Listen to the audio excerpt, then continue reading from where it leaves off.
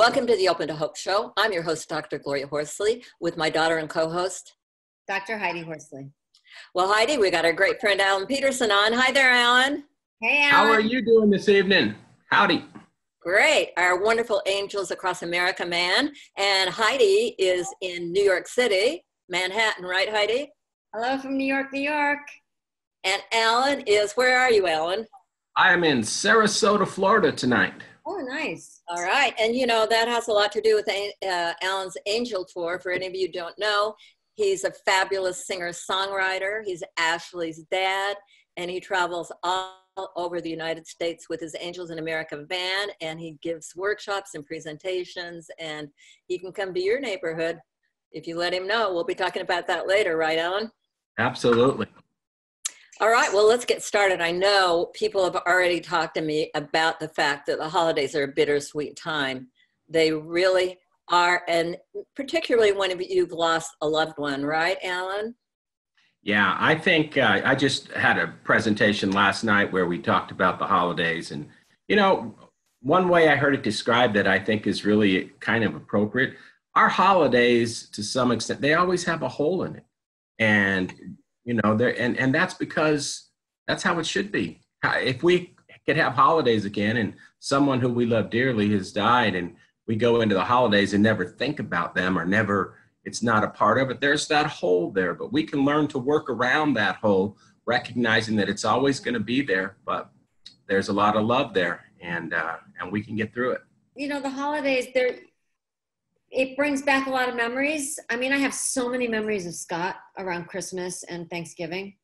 And, you know, we can be blindsided by some of the memories. You can be walking through the supermarket and start hearing Christmas songs, you know, and going in and seeing food that people loved. And it's a reminder.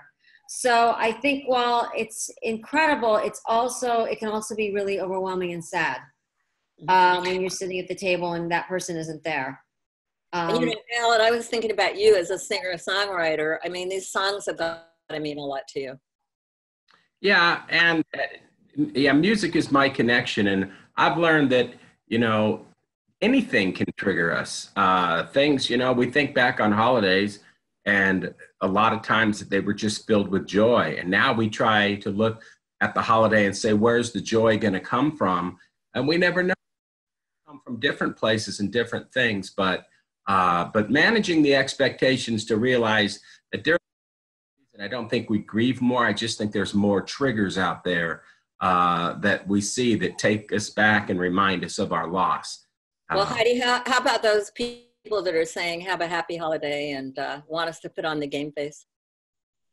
Yeah, I think there are a lot of people that want us to do that. And I think it's particularly hard for people that have lost kids and have surviving children. Because oftentimes parents will say, you know, I don't feel like having the holiday. Maybe this year I'll skip it. But you know what? Kids don't want you to skip it. I mean, holidays mean a lot to children. And sometimes if you skip it, kids feel like they're being punished. And why can't we keep doing this? Our life is sad enough. So why can't we have something in it that's positive? And, you know, I know a lot of people have lost parents. I've lost my parents, and I'm an older person, but having lost even your adult parents, you can kind of want to grieve during the holidays, and that impacts your mood and feelings during the holidays. But sometimes you do have, as Heidi said, have to put on a game face, but we're going to give you some tips on how you can do that. But before we do that, I want to take one of our questions, as I think it's really pertinent. And it's from Barbara. We want to thank Barbara for emailing this into us. We're struggling with the loss of a 37-year-old daughter, Michelle, who passed away from stage 4 metastatic lung cancer, 2018. Remember that, July 2018, so it hasn't been that long. My husband and I just want to go to bed and not deal with these holidays, but we have 2 other adult children and 4 grandchildren who still want to celebrate. How do we navigate this new reality when we're not on the same page? Well, you know, I think early on it would be hard for me to say in this particular case, you know, what they should or shouldn't do, but some things that I would keep in mind is that they're so new on this grief journey, this first holidays without Michelle. And some of the things that we do early in grief, looking back, especially those first couple of years, is sometimes we almost fake it a little bit for other people. As Heidi said, there's grandchildren involved. So I would sit down and maybe outline, what things do you think you could do? Minimally, what can you do? You're not going to be able to do all that you did before, and have the understanding going in that you're not going to have the feelings that you've had in Christmas past. You don't know what you're going to feel. It might all be terrible. It might partly be terrible. How much bitter and how much is sweet? But go into it knowing full good and well that it's going to be completely different. But to try to do what you feel you can on a minimal basis, because there are other people, and them getting joy from the holiday or having a holiday can give some measure of normalness back to you. I think that, yes, like you said, it's only one day, and sometimes the days leading up to it are the most stressful because you're so stressed out about that day being horrendous. The other thing I would say is get people to help you. If you want someone to mention whoever died, like if I want someone to mention Scott's name on Thanksgiving or in the holidays and I feel like I can't do it, ask someone to do that. Ask someone to give them a toast. Ask someone to remember publicly. I would also say sometimes you have to maybe take a break. I mean, I know that I just had a friend of mine say, last Thanksgiving, I couldn't really tolerate sitting there. I was all of a sudden very overwhelmed. And so I excused myself for 20 minutes and then came back. Right. So, and I think it's good to tell people, particularly at the Thanksgiving table, some of the adults there say, I may have to leave the table. Don't come and search me out. Let me, I may need a moment. Yeah. So don't worry about it. And so that you can have a moment. And also be prepared to leave. If you feel like you need to leave a little earlier, let people know and have a way, to maybe leave a little earlier, come a little later, whatever you need to do to stay in for that day. But I think it's important it's not like you want to say, okay, family, we all have to leave now because right.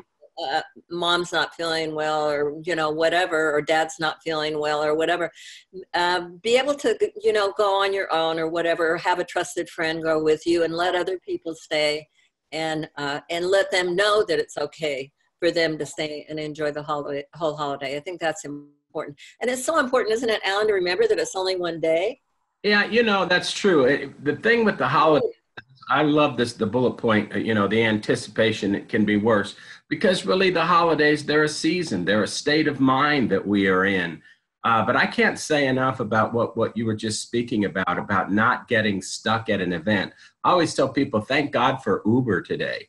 Download the Uber app, and if you just get in a situation that you can't handle, you do have to take care of yourself. And holidays epitomize not being selfish. Yet grief really have to be somewhat selfish to take care of yourself. So that there's always kind of that war with each other during the holidays. If you want to be unselfish with your time and with everything, but for you to survive it, especially early on, you have to be somewhat selfish in that you do take care of yourself and understand what you can and can't handle. Okay, now I want to say this slide is kind of a head-based slide. This is kind of the psychological, I can do this, I can have other people help me out. But now we're going to get to the more physical. And I think that sometimes that we forget that we are physical beings. We're social, we're emotional, we're physical. Water. It's important to stay hydrated, seriously. Mm-hmm. Sometimes when you're feeling faint or sick, you might want to drink water. But exercise is another one. Even if you're just walking will change the way you feel very quickly. Go out for a walk, kind of remove yourself. Getting enough sleep is important, even though I know it's really hard. I think sleep is one of the hardest things after a death. Mm-hmm. I'll have to say that I'm not a big pill taker, but I did take a sleeping pill. And, I just had to get some sleep eventually. I couldn't handle it. But you really need to be careful using alcohol, wine, or whatever to get to sleep. Because a friend of ours, Jed Black, and we have on our radio show, you can find it, Open to Hope, Dr. Jed Black. Heidi and I interviewed him, and he said, if you drink a glass of wine in the evening because it relaxes you to go to sleep, you'll wake up at 1 o'clock in the morning. There's a biorhythm connected with that. So be careful, about what you use. And of course, avoid caffeine in the evening. So that's an important part of it. Ask others for help with Christmas rituals. We should have put Thanksgiving rituals in there because there are a lot of rituals around Thanksgiving, the table setting, the centerpiece, the you know, ask other people. Maybe somebody else will have it at their house this year, like Heidi, right, Heidi? Absolutely. I'm having Thanksgiving this year and I never host it. So yeah, so you can ask other people to do things for you if you want. And Hanukkah also, I mean, there's a lot of different holidays, so we want to be very inclusive of everybody out there. Kwanzaa, Hanukkah, Christmas, etc. But yeah, I have somebody else host it. Don't feel like you have to cook just because you always cook. I mean, my mom's always cooked, and this year she wants to take a break, which I love. I think it's great. Yep, I'm planning on taking a break, maybe playing some golf in the morning, Alan. There you go. Well, you know, the reason, you know, we've done a lot of these holiday webinars and programs together, the three of us. And I always think back 17 years ago when Ashley died, you know, I didn't know the things that I know today. And, you know, as far as like back then, exercise, I exercised my right not to exercise. Enough water. And I did everything really in ways that probably hurt me. And while these tips seem very simplistic, they're important. And the people that do that, it can get out and move.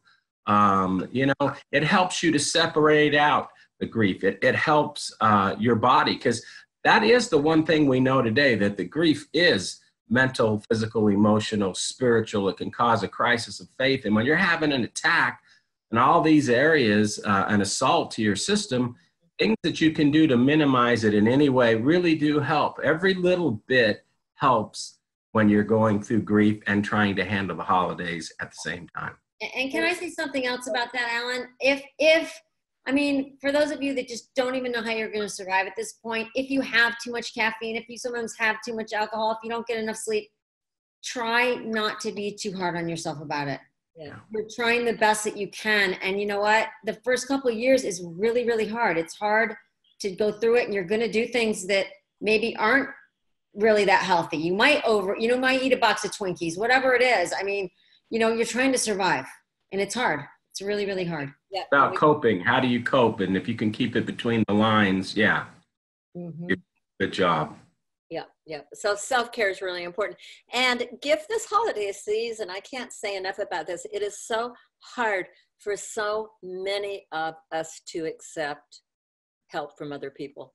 It's really hard. But I think if you think of it as giving them an opportunity to serve you, we don't give people the opportunity to serve us when we're in need. Sometimes, you know, people are like, oh yeah, they always want me to drive them to school. They always want me to do this, or they always want me to do that. But when you're suffering and people see that, they want to give you the gift of help. So, well, and Mom, I think sometimes people feel like I don't want people feeling sorry for me. Yeah, yes, true. And so maybe looking at it, like you said, as no, they're not feeling sorry for you. They're just trying to be helpful and supportive.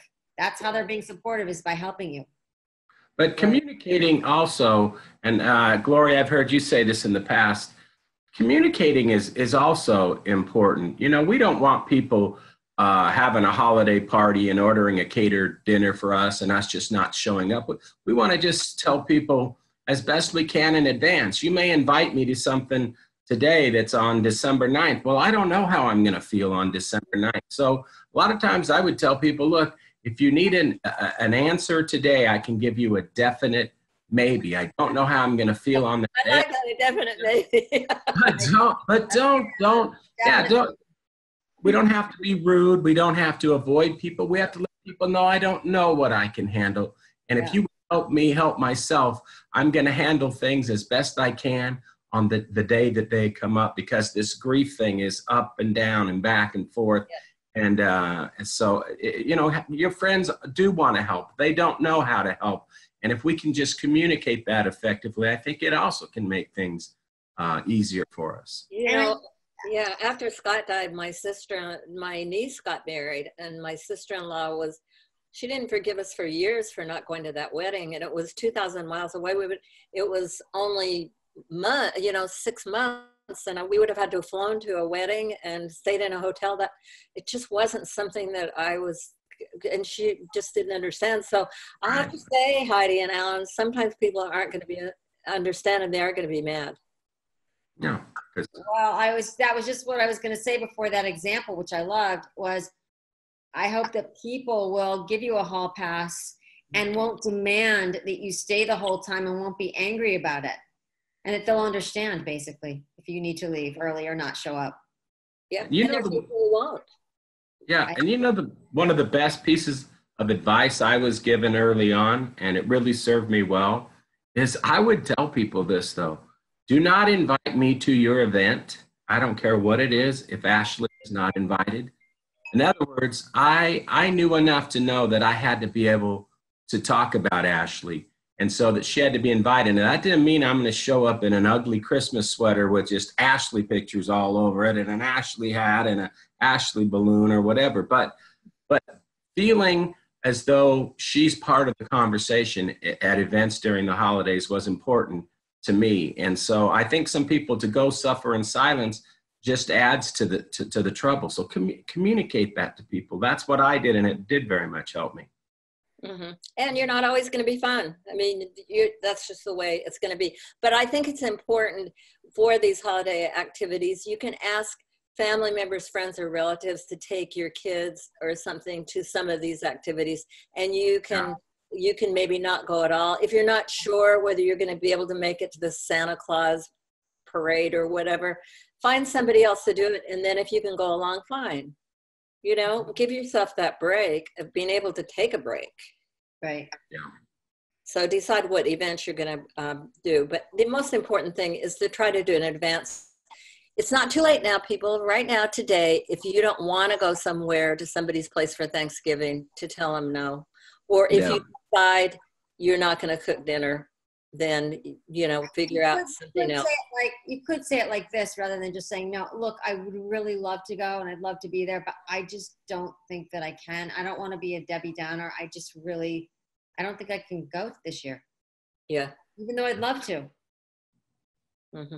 So plan in advance, important. And if you need to say no, say no. Alan, talk a little bit about old friends and new friends. Because some of our friends, we're going to find out some of our friends during the holiday season, they're not going to be our close friends anymore. No, and what you said earlier really hit the nail on the head. Is as much as we might communicate and let people know how the journey is difficult for us, you know, we're changing the dynamics of our families change, the dynamics of our friendships change when we're in grief. And that's kind of hard to find out, but the holidays can bring that out, because you're absolutely right. Some friends can't ride this crazy train with you. And, but you know what I find amazing is we don't want any more loss in our life. We don't want to just give friendships away and lose them easily. But it seems that most of us that have been on this journey for a while, new friends come into our life. People can handle the journey.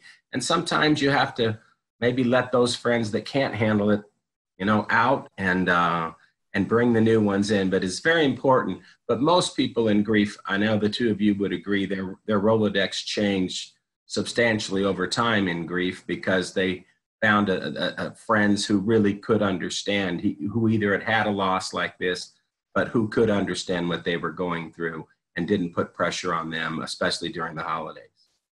I think this is maybe a good point to bring in right now. There is an activity, if you've lost a sibling, a child, or a grandchild, if you could go to the Compassionate Friends website and find the second Sunday in December, the candle lighting for the Compassionate Friends. It is a wonderful time to light a candle for your loved one who's passed away. And I do say Compassionate Friends is for that group, but you know, if you've lost a parent, I'm sure, or a friend, they would be happy to have you come and join their candle lighting. Mm-hmm. And December 9th this year, and I think it goes back to ritual, which I think is important. The holiday season is busy and wild and all that, but if we can take time ourselves, sit down and listen to, look at pictures or listen to music that our loved one cared about, or whatever it is, light a candle, just be there with them, take some private time with them, that can be very helpful and very important, to have that connection time away from all the busyness of the holidays. I think ritual is extremely important. Yes, and Heidi and I have said before that if you are going to go to a party or whatever, and you're thinking about your child a lot, or your parent or your spouse or whoever has died in your life, if you can do a little ritual yourself before you go, say their name. Heidi, we put out a rose, right, Heidi? Yes, which I love, because sometimes you can do things and the family might know, okay, when this flower's here, it's, it's as a tribute. But then you don't have to, it doesn't put pressure on the kids. It didn't put pressure on me to say anything. I just knew when the rose was there that we were thinking about Scott, and I didn't have to talk about it with you, which was really nice because I really didn't feel like talking to my parents about it. So it was good. So doing a little something before you go in case, so you don't feel like we're not remembering Ashley and Scott today. And if you feel like you have remembered them, you've done a little ritual and now you're, heading off to your event. Some of the things that are great to do is connecting with others and go for a walk. We talked about that. Going for a walk is perfect during Thanksgiving, isn't it, Alan? Yes. Now that I'm a walker, it is. I think that anytime that you can go out and clear your mind or even getting out in nature is another thing we don't talk about. Just being in nature, sitting by a lake, being by the ocean. I think those things help as well. Mm-hmm. And how about connecting with others, Heidi? Can you talk about that, of the social aspects of being in groups? Well, I think you said it earlier. I think connecting with others that have had shared experiences, have had loss, can be really helpful. Finding people that can support you and won't judge you and won't say, get over it. When are you going to have closure? You're taking too long. This is ridiculous. You don't want people like that in your life. We don't get over a loss. We learn to live without that person. I don't want to get over Scott. I want to get over the pain. So you want to be around people that understand it. I think the majority of my friends today have had a loss because, like you said, you make a lot of new friends that'll take the journey with you, and friends that really understand what you're dealing with. Mm-hmm. And Alan, do you want to hit that last section? Because I know you've talked about that before, remembering. Well, yeah, I think, our tears are our tribute, and our pain, the pain is the love. And we go through all this and have this much hurt because we love so much. And, the holidays come and we want more than anything. Every day of the year, we want our loved ones back. But we want to, more than anything, to just have that one more day, that one more time, that one more holiday. But we can tap into the fact and just remember that it is the love, and the love didn't die. The love is there. The love needs to be fully expressed. And how can we fully express the love in the holidays? We can reach out and help others. I don't think there's anything more healing than helping other people. That helps us to express the love. Sometimes we just got to sit with it and say, this pain is so great, but this pain is so great because the love is also so great. Mm-hmm. So we've got a question here from Roger, and he says that my child died, my 10-year-old child died, and now my 12-year-old is going to my wife's, I guess he's divorced, for Thanksgiving. Mm-hmm. And I feel bad. I'm going to be home alone. Do you have any suggestions for me? Oh, it's Roger. What do you think, Alan? Well, I mean, I would say that is maybe where helping, volunteering somewhere could help. Finding maybe someone else who's had a similar loss, or a group of other people that also don't have anybody, and trying to connect with them. But that's a difficult situation, and it's just adding hurt upon hurt. I was just told about something that I've never heard of. It's called meetup groups. Mm-hmm. And so you go online and you pretend I'm living in New York City. You put meetup New York City, and it lists hundreds of groups that you can go to, and you can meet people based on like similar shared interests. And I'm saying, because I'm wondering, there could be even meetup Thanksgiving group in your area. I don't know, for people that don't have anything to do on that day. Also, Roger, this is kind of strange, but you could just celebrate Thanksgiving on a different day with your child, your surviving child, right, and act as if that Thanksgiving is not really Thanksgiving. I call it a faux giving. There. Oh, I like that. A faux giving. I like that. You can have faux holidays. I love that that idea, Heidi. That's an important thing. I like the volunteering idea because there's so many homeless shelters and things that you can go to and dish up Thanksgiving dinners. It's really an opportunity for service. And it's early enough now, Roger, that you can plan on doing something. So I love the idea, Heidi, that you had of having him be with his other child, because I'm sure it's tough for his kid because he loves both his mom and dad, and so it could be a difficult time. Well, here's some great ideas during the holidays, during the dinner portion, and I wondered if, Alan, are you a cook? Do you have some favorite dishes for Ashley?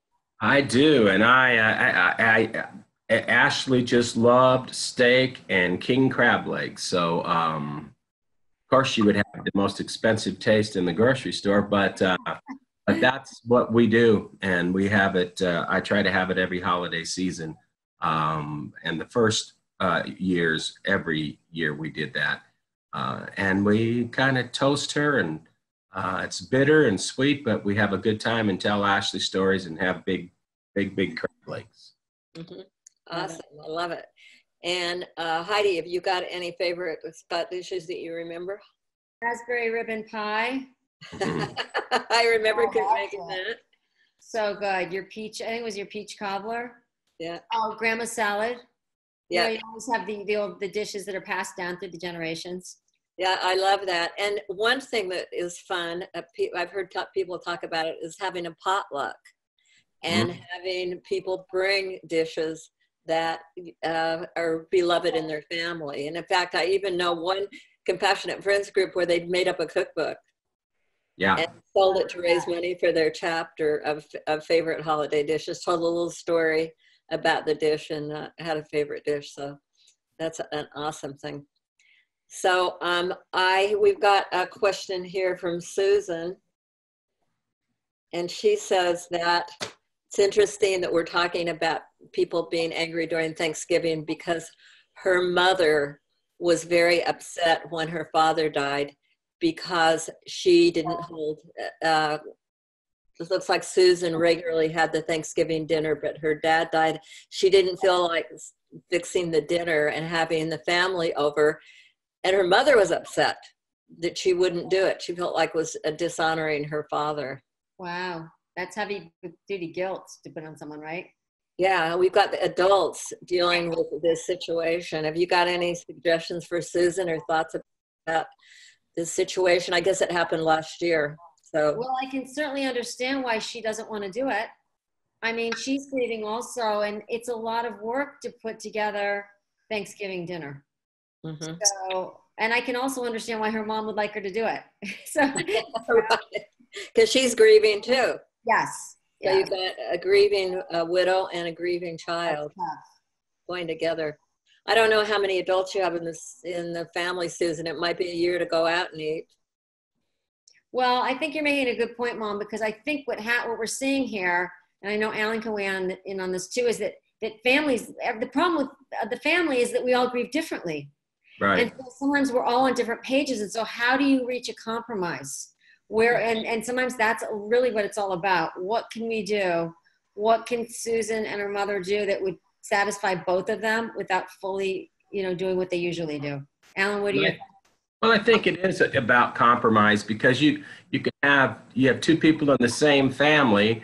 One of them says that doing what we traditionally did or what I traditionally did is painful. The other one feels like having at least that tradition, that normalcy of what we used to do would be comforting. So my comfort and my pain are at odds with each other. And I see that all the time. It's amazing because I get asked a lot of questions about holidays. Some people, I find, just about as many people find comfort in grief, keeping their traditions as much the same as they could.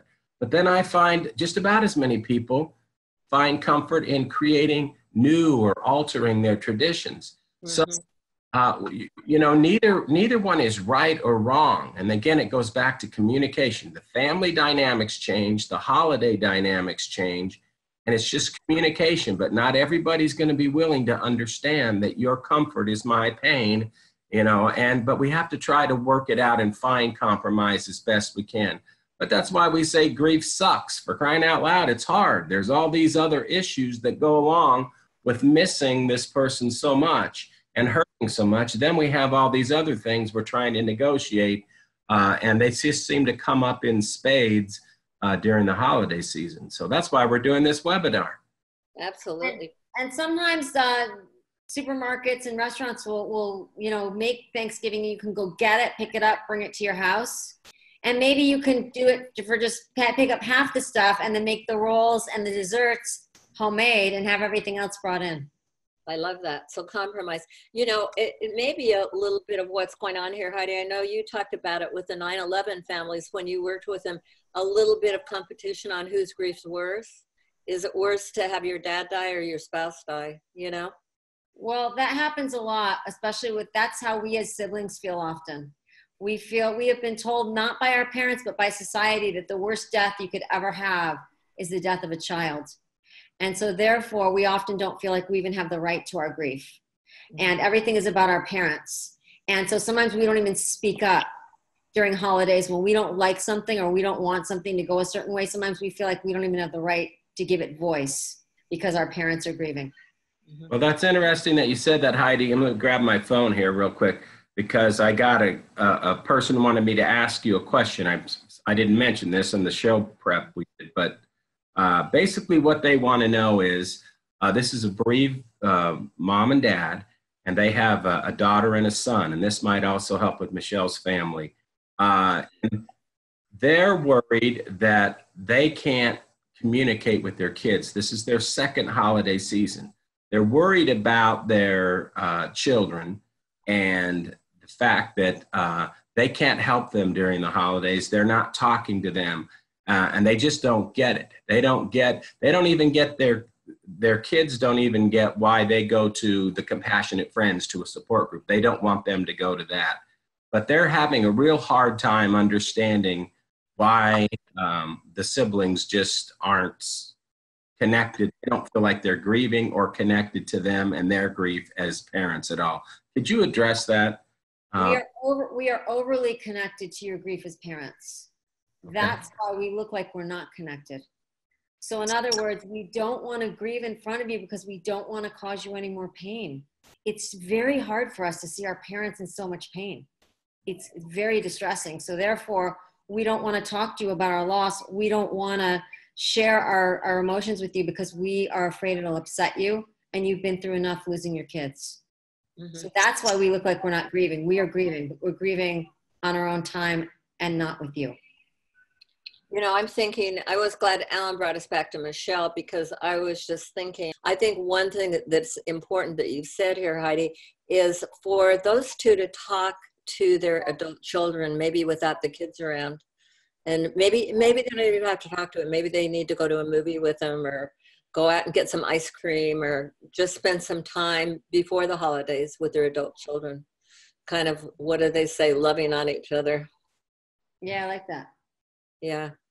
It's a tough thing. And then little kids who, they have grandchildren who want to celebrate. So little kids don't understand. And if you decide not to have a holiday and you have children, the message is, we're not enough. You've Right. lost a child, and your surviving children aren't enough. So now life is going to come to a standstill, and the world I know is going to completely end, which it already has, and it's never going to be the same because I'm not enough. And we don't want to send kids that message. So sometimes we do have to put on the mask, like you guys said, and kind of fake it, because it's so important to children that the holidays continue to go on. Mm-hmm. However, this couple, as a grandpa and grandma, might want to say to everyone, it's a tough year. Acknowledge it's only been this long, and maybe have some kind of a ritual or celebration remembering her. It doesn't have to be too long, and just let people know that we are going to be a little sadder, but we're going to be okay. It's important for people to know you're going to be okay. Right. And I think you made a good point, Mom. I think it's important to be able to show emotion. And it's a good thing to show emotion in front of your grandkids and your children. Right. Just let the kids know, I might get really sad, and grandma might cry, but it's not anything you've done. Right. I'm just missing my child, your aunt, your uncle, whatever. Right. And, you know, they'll take in what they want to take in. I think keeping it fairly simple is an important thing for kids. I think that we need to include everybody in a toast. So I think sometimes what happens is well-meaning parents toast to their child that died, and I love that. My parents toasted often to Scott. But I think what really helps siblings is when parents say, you know, here's a toast to Scott. We really miss him and we really love him. So we're going to toast him, and we're also going to toast our 3 daughters that are still here on earth, Heather, Rebecca, and Heidi. I'm going to toast all my children. So make it very inclusive, so it's not always about the person that died, because sometimes as siblings, we just feel like everything is about our deceased brother or sister, and it becomes difficult because you just feel like, oh, I can't live up to that. My sibling is perfect, and they're not here, and you know, it's difficult. Right. And for Barbara and her family, toast everybody, your living kids, your grandkids, you know. I like that. And if you have an older grandchild, have them do the toast. You know, people want to be empowered and they want to feel like they can help out. And maybe this is a year for your grandchildren to help you too. Maybe there's some things that they can do for you. People want to do action, and if they can, you know, help out and do something. I love to ask people to talk about a funny or a happy memory, and some of the things at Thanksgiving I've heard people talk about having a pumpkin on the table, or sitting on a desk somewhere and little notes and a piece of paper where people can write down funny or happy stories and then put them in the pumpkin and draw them out during the Thanksgiving meal, and have people talk about gratitude, or talk about if you want it to be focused on a loved one, some funny stories about them. And you could have a combination, put a funny story about grandpa or grandma or somebody who died, or a memory, or if you want to put something you're thankful for, put that in. Any thoughts, Alan? Well, yeah, I think that, you know, what I said earlier, you know, that I was so glad that I learned early in grief that, you know, don't invite me to your event unless Ashley is invited. And I think this type of a thing where the loved one is included. They're not the centerpiece and the focus of the holiday. Of course, they died, and just recently, as in this Michelle's family, Barbara and Michelle's family, it's the biggest thing that she died, and you can't take that away. But having that loved one included, making them part of it, can really take the sting out of a holiday. And that's where this toast, I love the idea of the toast and these stories, just hearing little stories and making that loved one that we miss part of the conversation, not all of the conversation, but part of it. That in itself is healing. And then also I would say to people that keep in mind, like we say, it's just one day. Thanksgiving is just one day, and this is just one holiday season. The perspective does change. There is hope, and you're looking at people tonight who I never thought I would celebrate holidays again, and I am looking so forward to the holidays again this year, and I wanted to just cancel them and get rid of them 17 years ago. So there is hope. You can have joy. You can have great new memories that you make, but just keep your loved one continually a part of the conversation. I have a daughter, Ashley. I have a daughter. I'm her father, and she lives on in my heart, and she goes to every holiday event I go to, and she will for the rest of my life. And I keep that attitude loud and proud in front of people. And I think when you do that, you set the tone for how people walk with you through the holidays or any other time of the year. I love that, Alan, but I've got to tell you, the number one complaint I hear with people that are grieving is I go into a holiday event, a Hanukkah party, Christmas party, wherever I'm going, Thanksgiving, and no one mentions my child's name, my sibling's name, my spouse's name, no one. And they act as if they didn't die, or they act as if they're going to remind me by saying the name, and the entire night goes by and nobody says a word, and I leave angry. I hear it over and over and over from people. So I guess, like you said, bringing it in and saying it, or having somebody else, would you suggest having somebody else talk about it? Well, I bring it in on the front end. I would tell whoever is hosting it, just keep that in mind. I don't want to go there. I let my friends know. Now, there were people who could not handle it. And I would say this, look, like you said, I don't want to be the Debbie Downer, but I'm not going to show up. I want to be able to talk about Ashley, and I want people to be able to talk with me about Ashley. It's when you don't say anything that you show up, and then we have that expectation that people are going to talk about it, and most of the time they are not. Exactly. Well, But I think it has to be communicated on the front end. I think if you're going to an office party or some party where maybe it's just not going to happen, it's so important to do a little ritual before you go, and maybe a little ritual when you get back. So, feed yourself that way and remember them during this Thanksgiving season. Well, Alan, it's been fabulous doing this Thanksgiving show with you. It's always so much fun. There he is, Mom. And I just want everybody to know how happy I am and how much I love this guy and how much I love Heidi. And I just have a great life. And I want you to know that you will too. Even though you've lost a loved one, you just hang in, do the grief process. You'll get there. Right, guys? Absolutely. Alan, how do we find you if we want to book you for an event?